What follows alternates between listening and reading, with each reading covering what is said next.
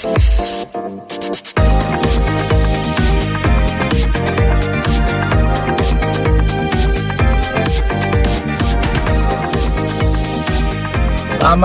pagi, Assalamualaikum warahmatullahi wabarakatuh. Teman-teman, jumpa lagi di curhat jalanan kita pagi hari ini. Luar biasa, matahari cerah sekali. Semoga hari ini teman-teman semuanya bisa menjalankan kegiatan dengan lancar.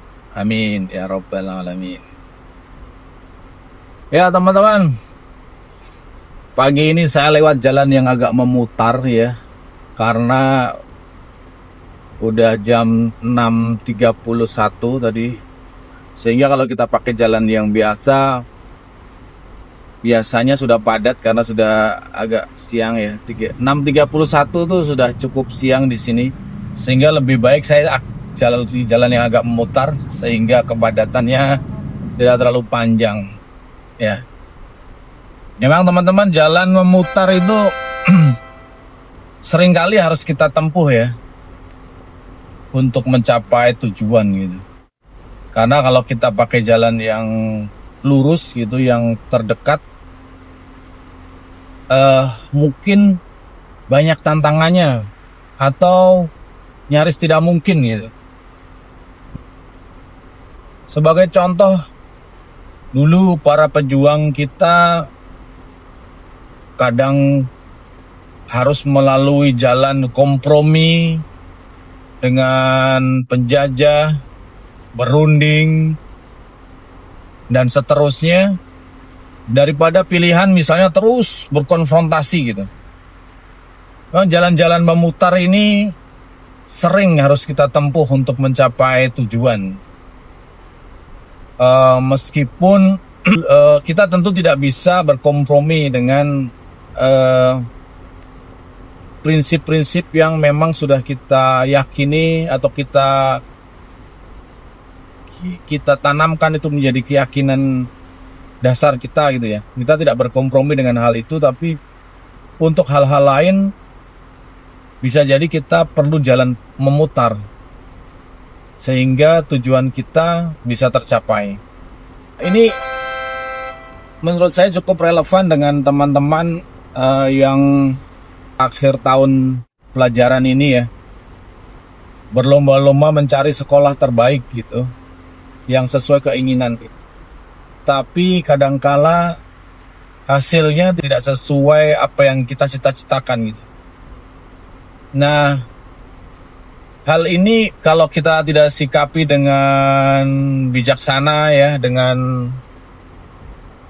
kelapangan dada, mungkin akan melahirkan tekanan yang justru akan menghancurkan seluruh bangunan cita-cita kita gitu ya.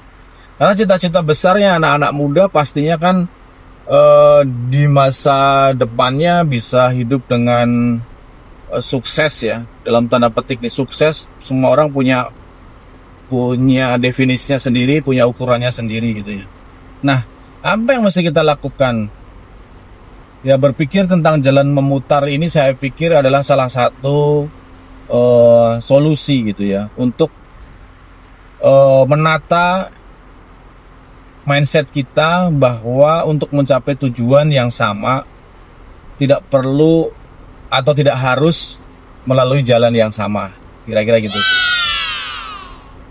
Saya sendiri dulu waktu mencari sekolah universitas gitu ya, satu prinsip waktu itu yang diminta oleh orang tua saya bahwa sekolah harus di sekolah negeri gitu, dan kalau tidak nggak ada kuliah.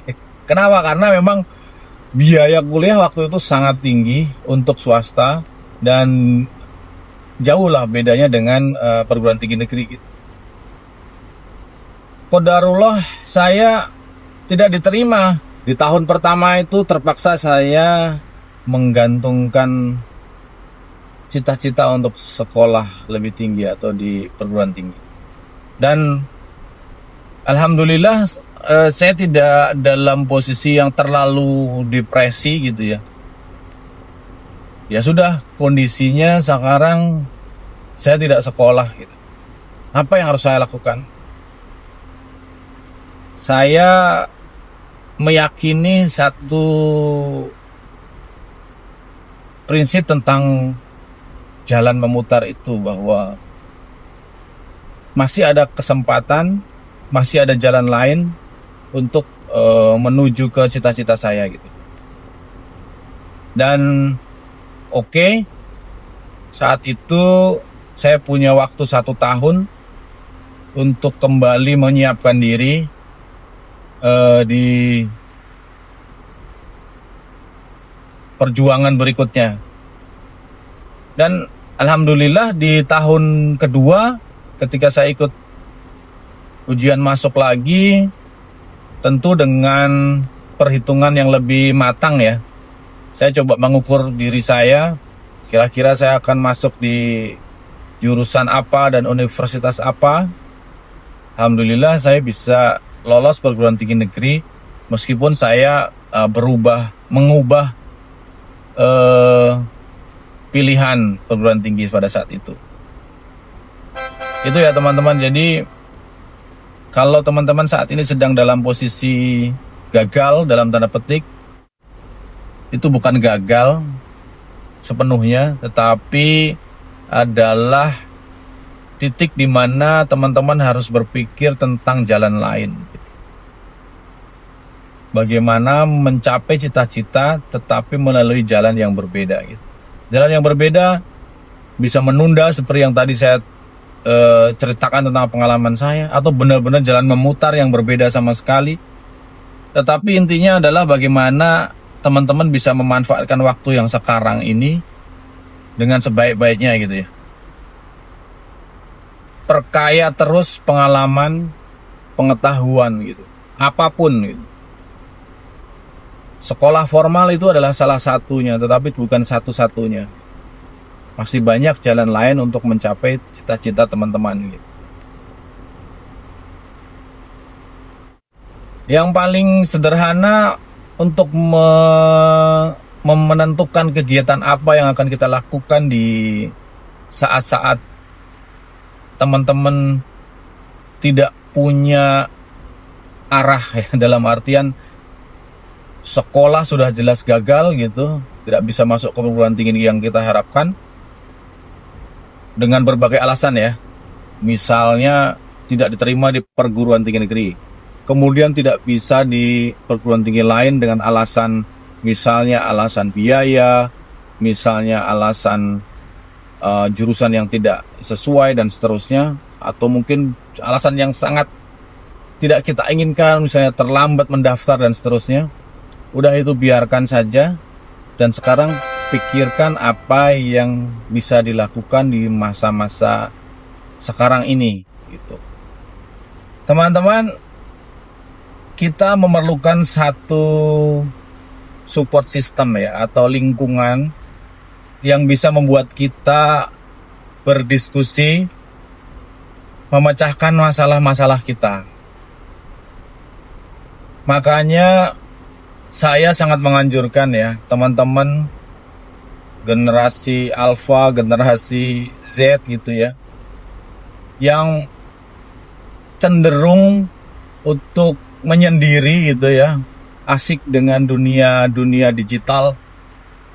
Saya menyarankan kepada orang tua, kepada teman-teman juga, langsung keluarlah gitu dan temui orang-orang di sekitar Anda gitu. Cari circle yang positif, yang bisa menjadi support system Anda gitu.